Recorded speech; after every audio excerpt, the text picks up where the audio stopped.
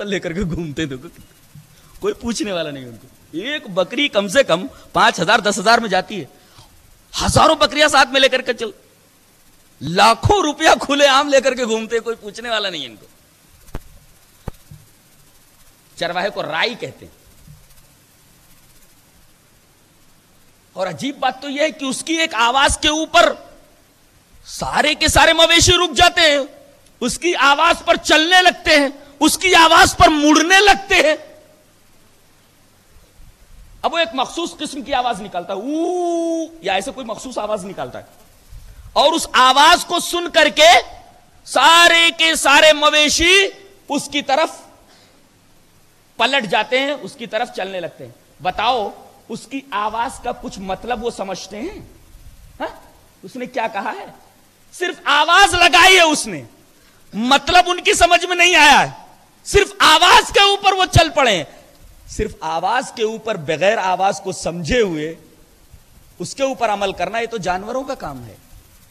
انسان کو اللہ تبارک و تعالیٰ نے عقل و شعور دیا ہے. آواز کا مطلب سمجھے بغیر کہ آواز کا مطلب کیا ہے, اگر وہ بھی صرف آواز کے اوپر حرکت کرنے لگے تو اس میں اور جانوروں میں فرق کیا ہوا؟ تقلید کا رد, بلکہ رد بلیغ اس آیت کریمہ میں موجود ہے. اس کے بعد ایک بڑا اہم مسئلہ بیان کیا جا رہا ہے. فرمایا گیا 4 چیزیں حرام ہیں. انما حرم علیکم المیتہ, مردار. اچھا, ہر قسم کا مردار حرام ہے؟ ایک بات یہ سمجھانی ہے, والدم, اور خون حرام ہے. سوال یہ, ہر قسم کا خون حرام ہے؟ اور تیسرے ولحم الخنزیر, سور کا گوشت. چوتھے وما اہل لغیر اللہ, اللہ کے علاوہ کی طرف جو چیز منسوب کر دی گئی ہو وہ بھی حرام ہے. جانور مر جائے کھانا حرام ہے, لیکن 2 مردار اللہ نے حلال کر دیے ہیں, تلی اور کلیجی, کبد اور تحال. تلی اور جگر, یہ 2 خون ہیں, اللہ تبارک و تعالی نے 2 خون یہ حلال کر دیے ہیں. اور 2 مردار جو عام طور پر میتا کے اندر سے یہ سمجھ میں آتا ہے, میتا کا مفاد, کہ ہر مردار حرام ہے, لیکن حدیث میں 2 مردار کو جائز قرار دیا گیا ہے. ایک تو ٹڈی اور دوسرے مچھلی. مری ہوئی مچھلی استعمال کی جا سکتی ہے, مری ہوئی ٹڈی آدمی کھا سکتا ہے. تو مردار میں سے 2 چیزوں کا استثناء, 2 چیزوں کا ایکسپشن, ایک تو ٹڈی اور دوسرے مچھلی. مری ہوئی مچھلی, مری ہوئی ٹڈی استعمال کی جا سکتی ہے. اور 2 خون, کلیجی اور تلی. سور کا گوشت, پورا سور ایک ایک جز اس کا, یہ حرام ہے. وما اہل لغیر اللہ, غیر اللہ کی طرف جو چیز منسوب کر دی جائے. کیا مطلب؟ قبروں کے ارد گرد کسی جانور کو ذبح کر دیا جائے, کھانا حرام. قبروں کے اوپر جو لنگر تقسیم کیا جاتا ہے وہ لنگر بھی حرام. کسی بابا کے نام پر کوئی جانور چھوڑ دینا, سید احمد کبیر کی گائے, پیر صاحب کا بکرا. اسی طریقے سے مزاروں کے اوپر لٹکی ہوئی جو صندوقیں رہتی ہیں نظر و نیاز کی, اس کے اندر پیسے ڈالنا یہ بھی جائز نہیں. یہ ساری کی ساری چیزیں وما اہل لغیر اللہ کے دائرے میں آ گئیں. اب آپ ایک سوال کریں گے کہ یہی 4 چیزیں حرام ہیں, بقیہ اور ساری چیزیں حلال ہیں؟ نہیں, یہاں حصر حقیقی نہیں ہے, حصر اضافی ہے. یہاں وہ 4 چیزیں بیان کی گئی ہیں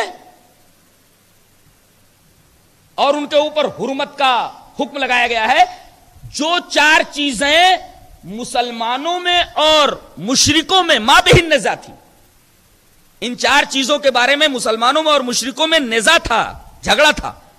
مشرکین یہ کہتے تھے چاروں حلال ہیں, اب آیت اتری کہ یہ چاروں حرام ہیں.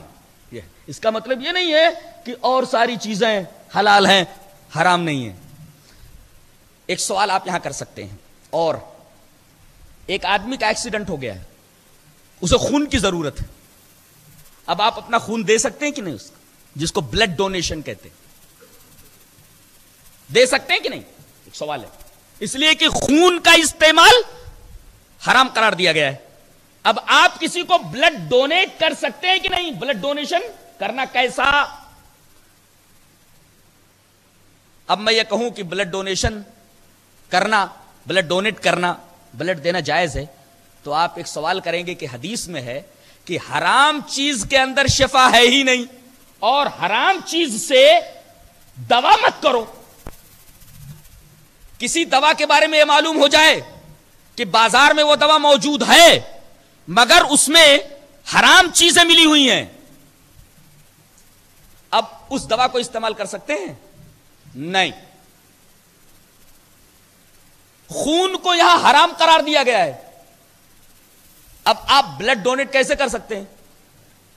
اور حدیث میں ہے کہ حرام چیز کے اندر شفا ہے ہی نہیں، اور حرام چیز سے دوا مت کرو۔ آگے اسی سوال کا جواب دیا جا رہا ہے، فَمَنِ اضْطُرَّ غَيْرَ بَاغٍ، مگر جب اضطرار کی کیفیت ہو جائے، مجبوری ہو، تو یہ حرام چیز حلال ہو جاتی ہے۔ بلڈ ڈونیشن کر سکتے ہیں، اب بلڈ ڈونیٹ کر سکتے ہیں، اس لیے کہ اضطرار کی اور مجبوری کی کیفیت آ گئی۔ اب یہ سوال رہا کہ حرام چیز کے اندر شفا ہے ہی نہیں، تو خون تو حرام تھا، وہ دوا جو ڈاکٹر نے پریسکرائب کیا کہ اس دوا کے علاوہ آپ کے مرض کا کوئی علاج ہی نہیں ہے، مجبوراً آپ لے آئے، تو حرام چیز کے اندر شفا ہے ہی نہیں۔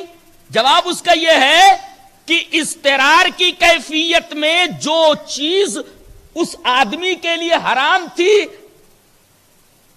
اضطرار کی وجہ سے حلال ہو گئی، اب حلال میں تو شفا ہے نا۔ بات سمجھ میں آ گئی نا؟ جو آدمی مجبور ہو گیا اس کے لیے وہ چیز حلال ہو گئی نا، اب حلال میں تو شفا ہے، تو اضطرار کی کیفیت میں حرام چیز حلال ہو گئی اور حلال کے اندر شفا ہے۔ سوال جب پیدا ہوتا جب اضطرار کی کیفیت نہ ہوتی، مجبوری کی کیفیت نہ پیدا ہوتی۔ اس کے بعد ایک بڑی پیاری بات بتائی جا رہی ہے، امام نمازوں کے اندر ایک سورہ پڑھتا رہتا ہے، سورہ انفطار، اس کے اندر ایک آیت ہے، ان الابرار لفی نعیم، ابرار لوگ جنت کے اندر رہیں گے، بر کرنے والے، بر مانے نیکی، ابرار مانے نیک لوگ۔ یہاں آیت بر کے اندر اللہ تبارک و تعالی نے بتایا کہ جو لوگ 6 چیزوں سے اپنے آپ کو مزین کر لیں، اپنی زندگی میں 6 چیزیں لے آئیں، وہ ابرار کے زمرے میں آ جاتے ہیں، اور ابرار کے لیے جنت ہے۔ وہ 6 چیزیں کیا ہیں؟ ایمان کے اصول 5 گنو، 5 اصول ایمان کے، ایمان باللہ، ایمان بالیوم الاخر، ایمان بالرسل، ایمان بالملائکہ، ایمان بالکتاب۔ یہ ایمان کے اصول 5 ہوئے، 5، اس کو ایک مانو۔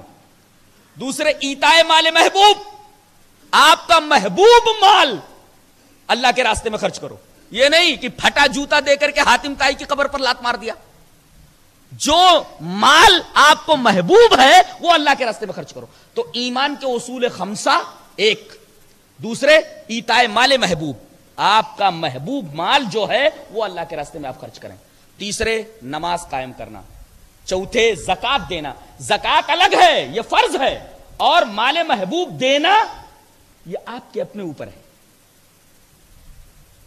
اس کے بعد ایفائے عہد، ایفائے عہد، وعدے کا پورا کرنا۔ ایک عجیب بات آپ کو بتاؤں، قرآن حکیم نے والموفون بعہدہم کہہ کر کے تاجروں کو ایک عجیب نسخہ بتا دیا ہے کہ کسی قسم کی تجارت اگر وہ کر رہے ہیں تو کامیابی کی ضمانت کے لیے ایک چیز کو ہمیشہ پیش نظر رکھیں، وہ کیا ہے؟ ایفائے وعدہ۔ مال لے کر کے آئے تو وقت کے اوپر پیسہ دے دینا۔ کریڈٹ کب بنتی ہے؟ جب آدمی ایفائے وعدہ کا پاس کرتا ہے۔ مال لے آئے اور جہاں سے مال لائے ہیں